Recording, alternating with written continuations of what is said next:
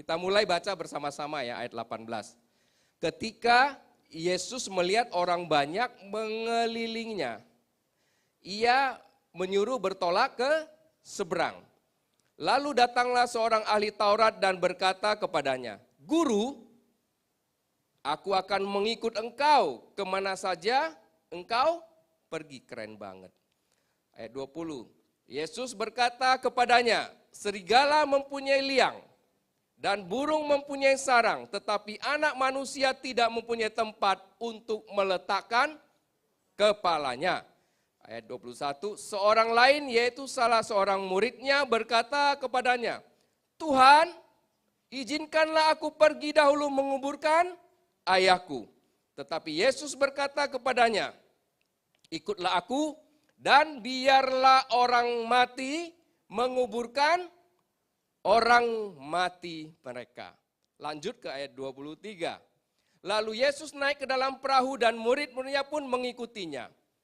Sekonyong-konyong mengamuklah angin ribut di danau itu, sehingga perahu itu ditimbus gelombang, tetapi Yesus tidur. Maka datanglah murid-muridnya membangunkan dia, katanya, "Tuhan, tolonglah, kita binasa." Lalu ia berkata kepada mereka, "Mengapa kamu takut? Kamu yang kurang percaya." Lalu bangunlah Yesus menghardik angin dan danau itu. Maka danau itu menjadi teduh sekali. Dan heranlah orang-orang itu, katanya, "Orang apakah dia ini sehingga angin dan danau pun taat kepadanya?" Sahabat LTVC yang dikasihi Tuhan, biasanya perikop yang kita baca itu dibahas satu perikop dengan perikop yang lain, temanya pasti berbeda. Karena jelas sekali di Alkitab mencatat yang pertama itu hal mengikut Yesus. Kemudian tadi yang kita baca selanjutnya mulai ayat 23, angin ribut diredahkan. Itu perikopnya berbeda. Maksudnya artinya berbeda. Tetapi dua perikop ini sebenarnya jadi satu. Karena apabila kita baca mulai ayat yang ke-18, itu nyambung ke ayat yang 23. Jadi ada lanjutannya. Ayat 18 berkata begini. Ketika Yesus melihat orang banyak mengelilinginya, ia menyuruh bertolak ke seberang. Sahabat LTVC, begitu kita membaca ayat ini tentunya timbul di dalam pikiran kita. Yesus datang mencari orang berdosa, mencari orang yang sakit. Mengapa orang-orang ini mau ditinggalkan?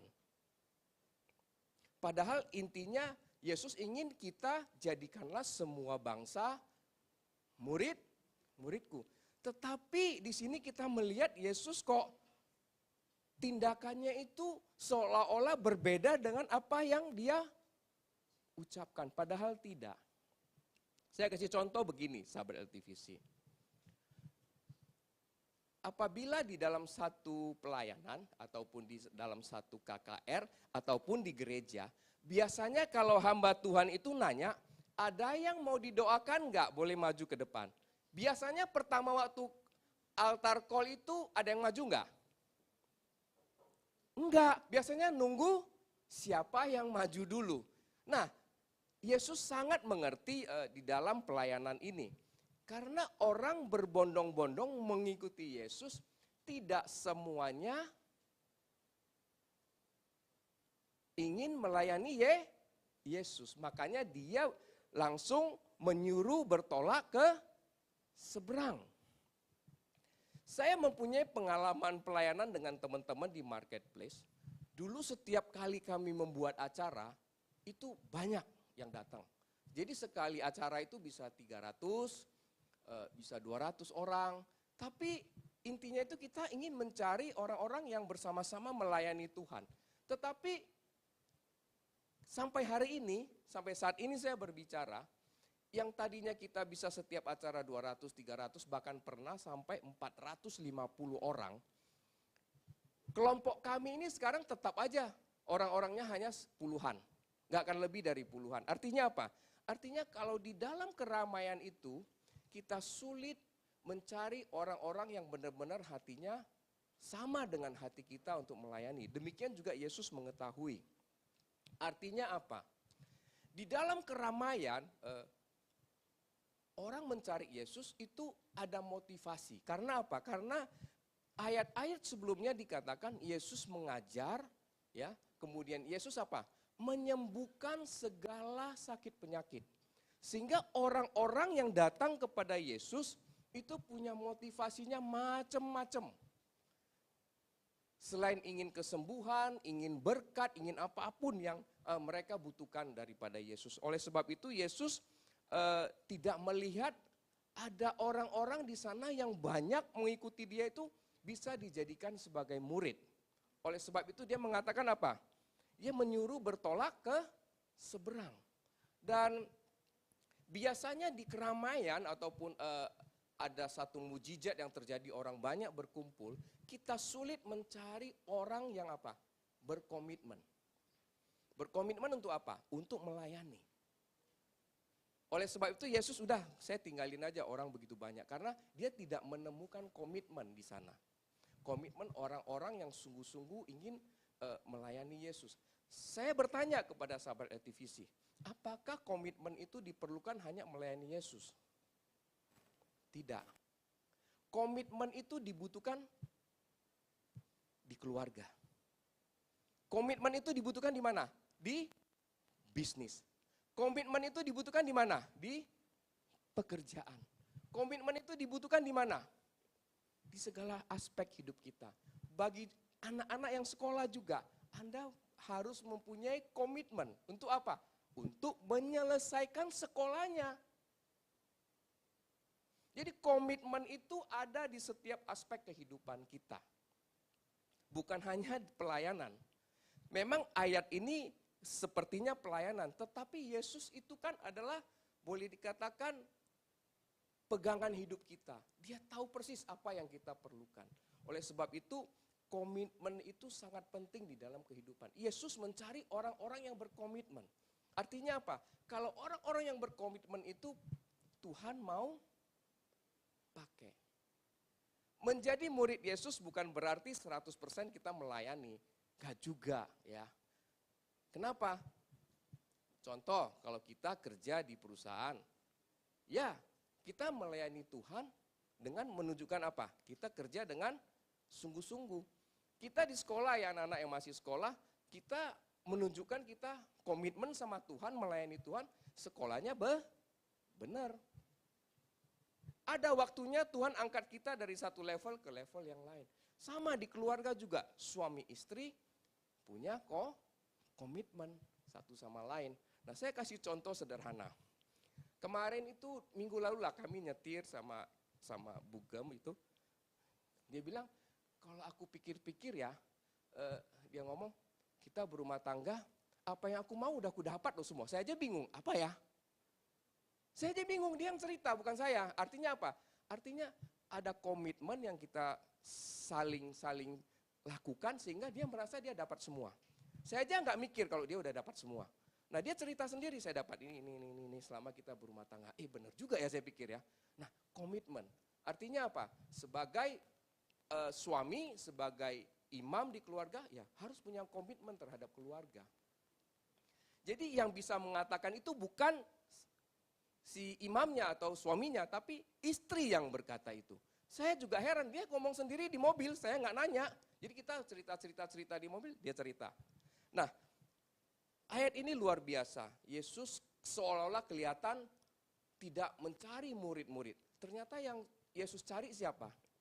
Komitmen.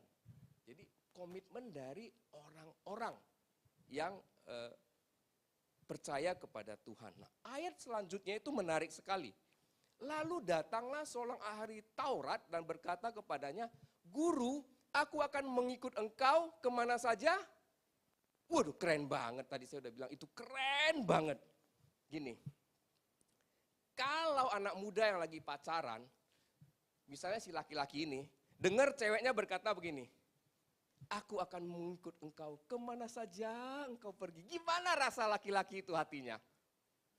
Waduh, ini benar-benar aku menemukan apa? Cinta sejati. Tapi dalam hal ini, apakah Yesus terima? Enggak juga. Jadi ahli Taurat ini datang kepada Yesus, dia berkata, "Guru, aku akan mengikut engkau kemana saja engkau pergi." Saya punya kesaksian nyata, fakta hidup, ya, yang saya alami di dalam kehidupan saya untuk perkataan ini. Suatu saat saya, teman saya, dan teman saya satu lagi bertiga, ya, bertiga begini. Kami baru mulai satu pelayanan, ya, di marketplace, ya. Tentunya teman-teman tahu saya asalnya dari mana, di FGB MFI. Jadi chapter kami itu lumayan besar. Dan ada satu member bilang begini ke presiden chapter, saya di situ, karena saya wakil waktu itu, wakil presiden chapter. Kalau Bapak bisa mengundang pembicara dari salah satu denominasi ini yang dia sebutkan, which is yang mana adalah denominasi dia berada. Dia bilang, saya saksinya karena saya dengar, saya akan ikut, persis kata-kata ini, saya akan ikut kamu kemana aja. Keren nggak kata-katanya? Waktu itu saya sama teman saya itu petobat baru. Jadi kita dengar kata-kata ini indah banget gitu loh, indah banget. Jadi habis dia pergi kita berdiskusi berdua. Gimana? Kita undang nggak pembicara dari denominasi itu? Saya bilang, ya udah kita undang aja. Singkat cerita begini, kita undang. Dan acaranya besar. Kita undang hampir 200-300 orang. Tapi hari ini orang itu nggak bersama-sama dengan kita pelayanan. Dia mengatakan ini, apabila engkau undang hamba Tuhan dari denominasi ini, aku akan ikut engkau kemanapun engkau pergi. Persis kata-kata ini. Sehingga kata-kata yang manis tidak menjamin orang melakukan komitmennya. Saya ulang ya, kata-kata yang manis tidak menjamin orang melakukan komitmennya. Lebih baik tidak usah ngomong tapi tetap ada.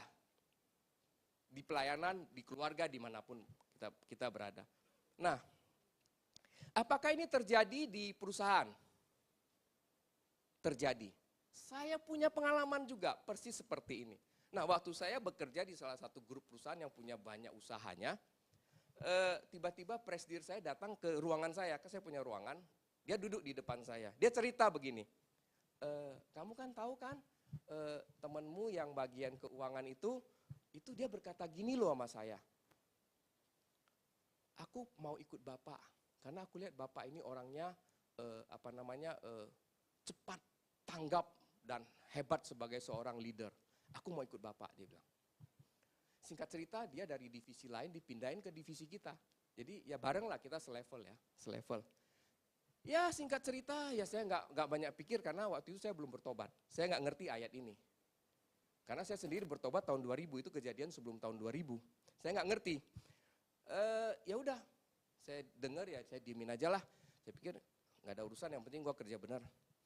Singkat cerita setelah tahun 2000, saya udah nggak ada di perusahaan itu karena saya udah rintis jalan sendiri. Dia telepon saya. Tiba-tiba gini, dia telepon mau ngajak bisnis sama saya. Dia di Australia, dia bilang kita bisnis obat dong, dari Australia murah. Saya bilang, Pak saya nggak pengalaman obat, saya nggak ini. Oh gitu ya.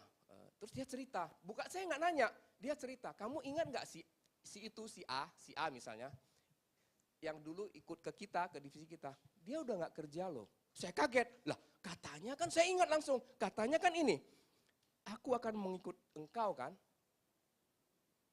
mau ikut bos itu, kok berhenti? Lah saya bingung kan, kok bisa ya? Lanjut lagi, mantan bos saya bilang, waktu itu perusahaan goncang, ada kasus agak berat ya, tapi dengan alasan tertentu dia berhenti, dia bilang. Oh saya pikir kan dia pernah ngomong mau ikut. Nah ingat di pekerjaan juga ada. Kalau kita berhasil di satu perusahaannya banyak orang mau ikut loh. Tetapi apakah semua punya komitmen? Apakah semua punya komitmen? Enggak juga. Nah ini penting buat kita merenungkan Tuhan itu benar-benar tahu isi hati kita. Jadi dari dua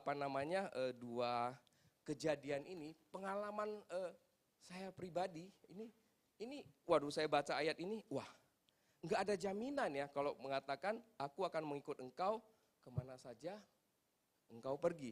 Oleh sebab itu Yesus langsung berkata, serigala mempunyai apa? Liang, burung mempunyai sarang, tetapi anak manusia apa? Tidak mempunyai tempat untuk meletakkan kepalanya. Artinya apa? Artinya serigala aja bisa berpikir untuk menjaga dirinya sendiri. Burung bisa berpikir untuk menjaga dirinya sendiri. Ya. Nah, ahli Taurat ini pasti berpikir dia juga bisa menjaga dirinya sendiri. Tetapi kenapa Yesus mengatakan anak manusia tidak mempunyai tempat untuk meletakkan kepalanya? Coba renungkan sahabat LTVC, ya. Karena kenapa? Karena aku akan mengikut engkau kemana saja engkau pergi. Yesus tahu. Yesus berkata, anak manusia tidak mempunyai tempat untuk meletakkan kepalanya. Artinya apa? Yesus tahu di dalam hati ahli Taurat ini tidak ada Yesus. Makanya Yesus bilang, saya nggak punya tempat meletakkan kepalanya. Padahal kan Yesus berkata begini, aku di dalam kamu, kamu di dalam aku. Orang ini berkata mau ikut Yesus, tapi Yesus itu nggak ada di hatinya. Gimana mau mengikut Yesus coba? Coba renungkan sahabat LTVC. Mau melayani Yesus tapi Yesus nggak ada di hatinya. Dalam pekerjaan juga sama. Aku mau ikut kamu.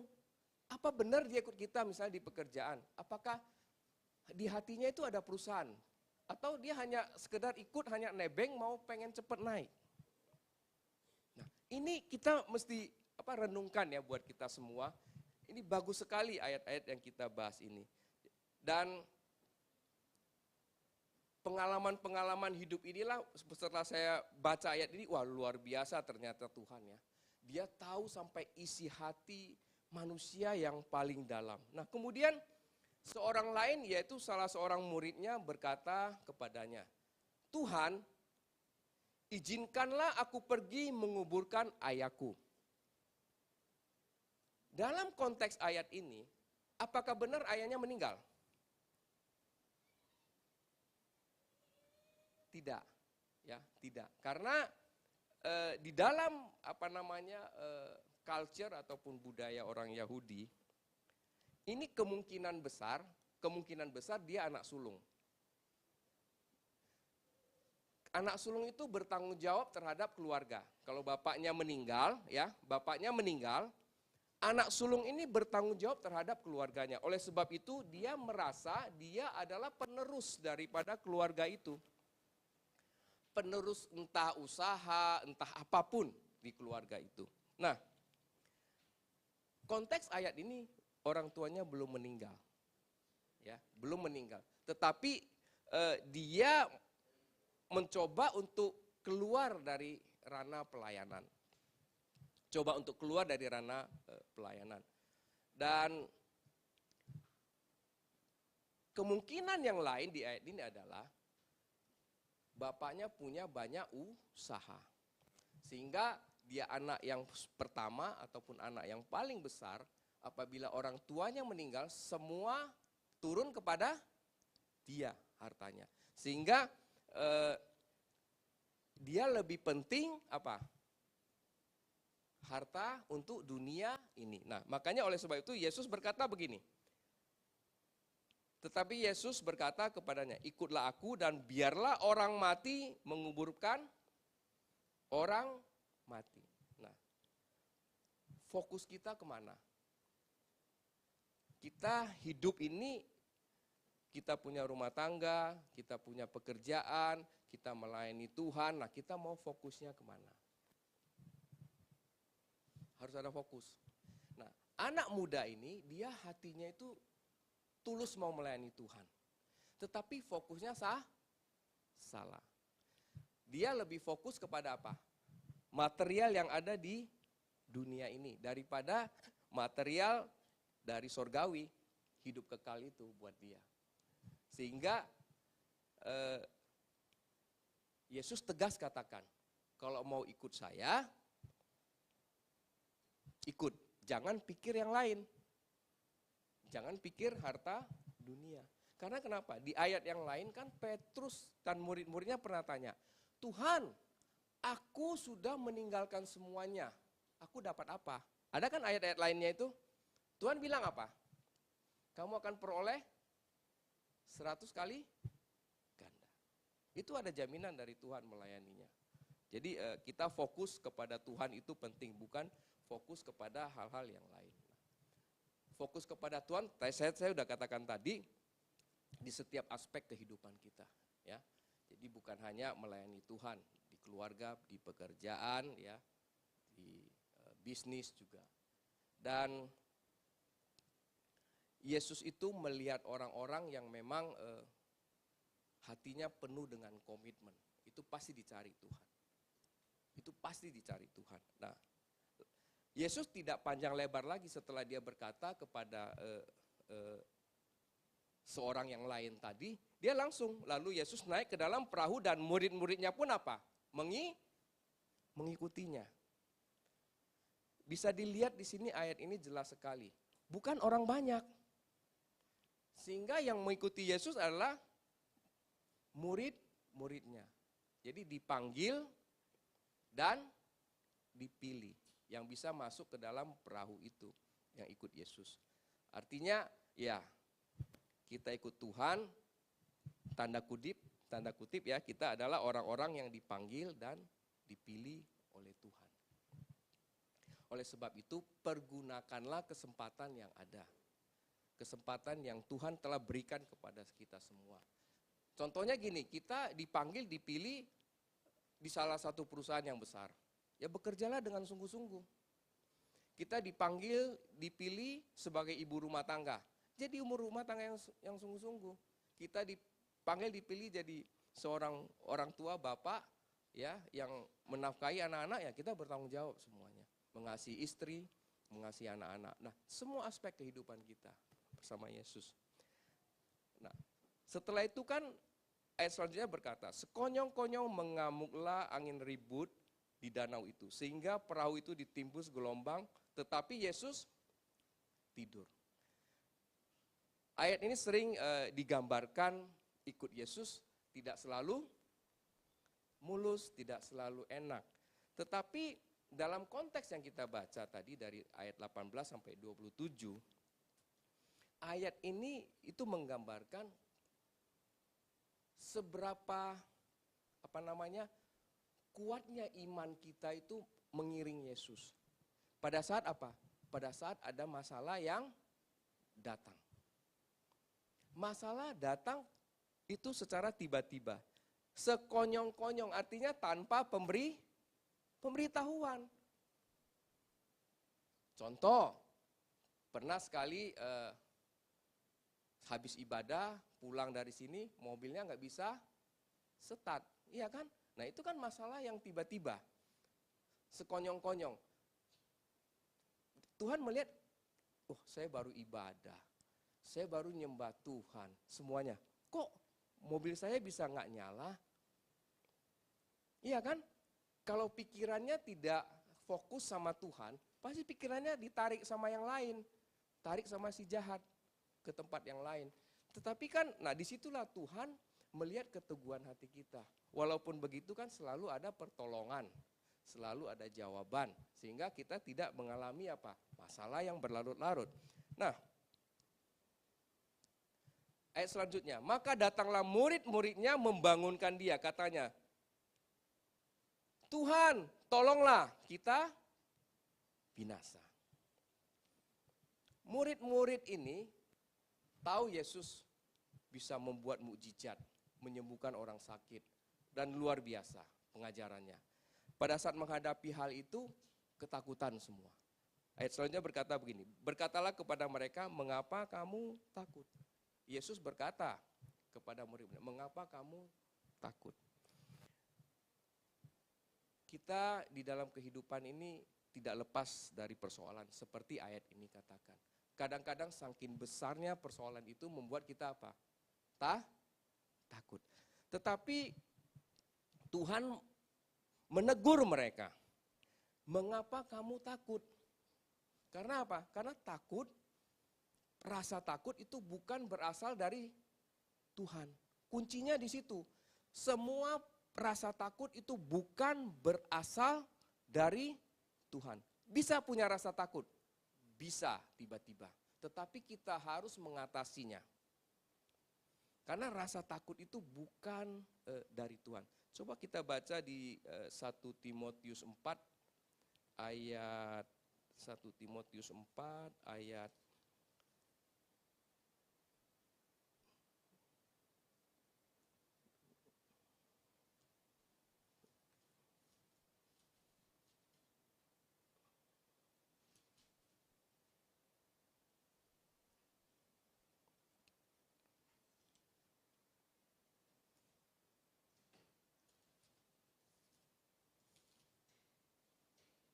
1 Timotius 4.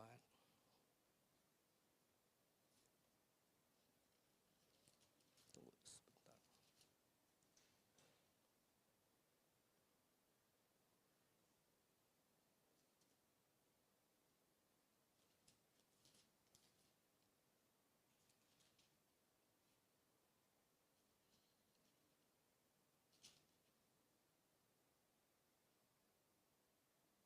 Karena rasa takut itu bukan berasal daripada Tuhan.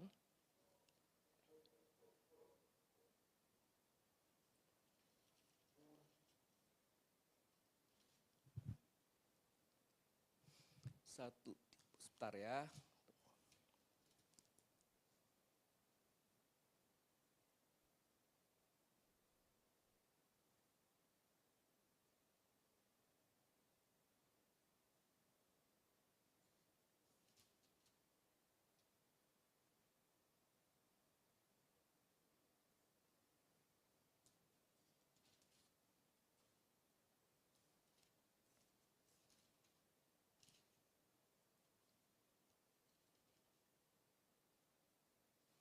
Baik, sebelum ini kita ke ini dulu 1 Yohanes 4